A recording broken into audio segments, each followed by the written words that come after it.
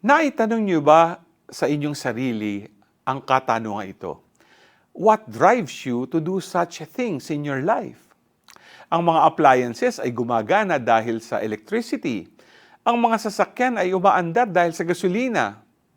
Ikaw, ano yung nag-uudyok sa iyo upang kumilos at gawin ang mga nararapat gawin at hindi dahil napilitan ka lang o you go with the flow?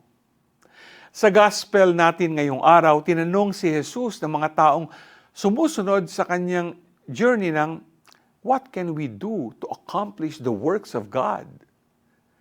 Kung tayo ay buong pusong nananampalataya sa Diyos at sinusunod ang kanyang mga utos, masasabi nating tunay ngang nakagagawa tayo ng mabuti sa ating kapwa.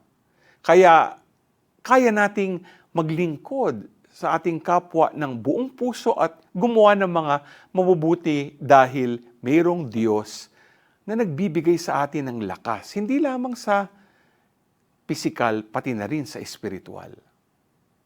Aware ka ba na ang Diyos ang nagbibigay lakas sa iyo upang gawin ang kanyang kalooban?